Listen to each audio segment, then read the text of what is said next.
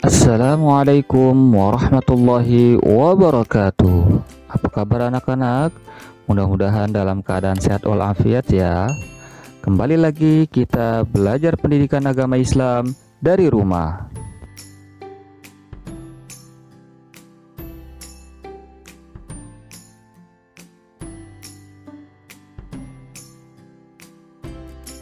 Pada kesempatan kali ini kita akan belajar pelajaran 7 tentang menerima kodok dan kodar dengan subtema memahami makna kodar. Baik anak-anakku sekalian, sebelum kita mulai belajar, jangan lupa berdoa terlebih dahulu ya, agar kita diberikan keberkahan dan kemudahan dalam menerima ilmu. Berdoa dimulai. Bismillahirrahmanirrahim. Raditu billahi rabba wa bil islami dina wa bi muhammadin nabiyya wa rasula. Rabbi zidni ilma warzuqni fahma. Amin. Baik anak-anakku yang soleh dan soleha, sebelum kita memahami makna kodar, yuk perhatikan cerita berikut ini. Maryam ditunjuk gurunya untuk mengikuti lomba pidato tingkat kecamatan mewakili sekolahnya. Maryam belum bisa mengarang pidato sendiri. Ia minta bantuan kakaknya Fahri. Setiap hari, Maryam melatih diri di muka kaca di kamarnya. Dengan suara lantang dan fasih, Maryam berusaha latihan pidato. Kadang di kamar atau kadang di ruang tamu di hadapan ibunya. Maryam tidak merasa kesulitan melafalkan ayat Al-Quran. Namun demikian, gaya berpidato harus benar-benar dipelajarinya. Maryam sering merekam para ustadz atau ustazah yang berceramah di televisi. Maryam masih merasa grogi bila berpidato di depan orang banyak.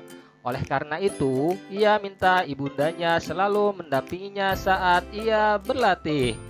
Hari pelaksanaan lomba keterampilan agama Islam tiba.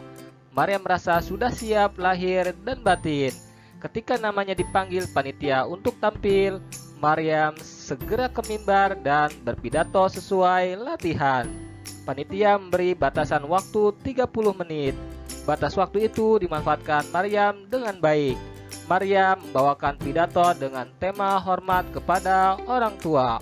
Para penonton memberi tepuk tangan setelah Maryam turun dari mimbar. Tiba saat yang mendebarkan Maryam, yaitu pengumuman juara pidato. Para hadirin dan anak-anak yang berbahagia, kami akan mengumumkan para pemenang pidato. Suara Pak Karim, salah seorang panitia lomba pidato. Maryam dan para peserta lomba pidato lainnya berdebar dan harap-harap cemas. Anak-anak, pemenang pertama lomba pidato tahun ini jatuh kepada Maryam. Suara Pak Karim lantang mengumumkan juara pertama pidato. Betapa senangnya hati Maryam mendengar pengumuman tersebut. Maryam sujud syukur. Berbeda dengan Mila yang juga ikut lomba pidato. Wajah Mila tampak sedih. Ia tidak bisa menyembunyikan kekecewaannya karena belum berhasil menjadi juara lomba pidato tahun ini. Mila menyadari bahwa ia tidak giat berlatih seperti Maryam. Baik anak-anakku yang soleh dan soleha, qadar atau takdir adalah segala ketentuan Allah Subhanahu wa Ta'ala yang telah berlaku terhadap semua makhluknya. Namun, qadar dapat diubah dengan usaha manusia atau ikhtiar. Seperti kisah ikhtiar Maryam di atas yang gigih berlatih pidato. Akhirnya, membuahkan hasil menjadi juara pertama pidato dalam kegiatan lomba keterampilan agama Islam. Ikhtiar artinya usaha manusia untuk memenuhi kebutuhan dalam hidupnya. Sesuatu itu terjadi atau tidak terjadi pasti ada sebabnya. Kita bekerja keras sehingga berhasil dan sukses. Keberhasilan usaha bergantung pada gigih atau tidaknya usaha kita. Untuk mencapai keberhasilan diperlukan kehati-hatian pada banyak faktor. Misalnya Allah Subhanahu wa Ta'ala memberikan modal kecerdasan kepada kita. Hendaknya modal itu dimanfaatkan dengan sebaik-baiknya untuk kebaikan diri sendiri mengejar cita-cita. Kesuksesan tidak datang sendiri, tapi diusahakan dengan sungguh-sungguh. Artinya, kita ingin menjadi anak pintar harus ikhtiar atau belajar dengan giat. Seperti firman Allah Subhanahu wa Ta'ala di dalam Al-Quran surat Ar-Ra'd ayat 11 berikut. A'udzu billahi minasy syaithanir rajim. Bismillahirrahmanirrahim. Lahu mu'aqqibatun min baini yadayhi wa min khalfihi yahfazunahu min amrillah. Innallaha la yughayyiru ma biqaumin hatta yughayyiru ma bi anfusihim.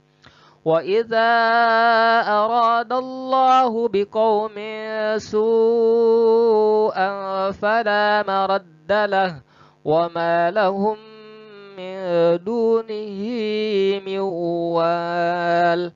Artinya, baginya manusia ada malaikat-malaikat yang selalu menjaganya bergiliran dari depan dan belakangnya. Mereka menjaganya atas perintah Allah. Sungguhnya Allah tidak akan mengubah keadaan suatu kaum sebelum mereka mengubah keadaan diri mereka sendiri. Dan apabila Allah menghendaki keburukan terhadap suatu kaum, maka tak ada yang dapat menolaknya, dan tidak ada pelindung bagi mereka selain Dia.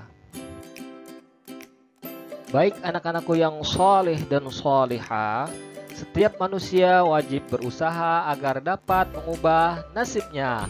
Kita tidak boleh menyerah pada kesulitan-kesulitan sebelum berusaha. Kita diwajibkan berusaha. Segala sesuatu yang kita peroleh tidak datang dengan sendirinya, tetapi harus diusahakan. Misalnya, kita melihat sahabat menjadi juara kelas atau juara lomba matematika atau juara membaca Al-Quran. Hal itu diperoleh dengan belajar keras, perjuangan, dan usaha yang sungguh-sungguh.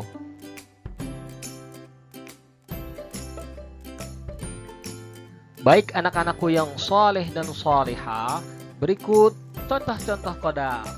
Yang pertama, menjadi pintar dan menjadi juara kelas karena belajar dan berdoa. Yang kedua, menjadi juara lomba pidato atau juara lomba cerdas cermat karena gigih berlatih. Yang ketiga, menjadi anak yang disenangi dalam pergaulan karena ramah dan suka menyapa kepada siapa saja. Yang keempat, menjadi anak yang pandai membaca Al-Quran dan menjadi qori-qori'ah terbaik di sekolah atau sampai ke tingkat provinsi harus usaha yang gigih. Baik anak-anakku yang soleh dan solihah, selanjutnya hikmah beriman kepada qadar. Setelah memahami makna dan tahu contoh-contoh qadar, kamu bertambah yakin tentang karunia yang diberikan Allah Subhanahu wa Ta'ala. Untuk itu, marilah kita simak hikmah qadar berikut ini. Seorang yang beriman kepada qadar akan bersikap dan berperilaku antara lain sebagai berikut. Yang pertama, menyadari bahwa semua cita-cita yang diinginkan harus diusahakan. Yang kedua, memiliki rasa percaya diri dalam menghadapi tugas, misalnya mengerjakan PR sendiri. Yang ketiga, giat dan disiplin dalam belajar, misalnya sebelum berangkat tidur harus belajar terlebih dahulu. Oke, cukup sekian pembelajaran pada pertemuan kali ini. Mudah-mudahan apa yang kita telah pelajari bermanfaat untuk kita semua. Jangan lupa di-subscribe ya. Sekian dan terima kasih. Assalamualaikum warahmatullahi wabarakatuh.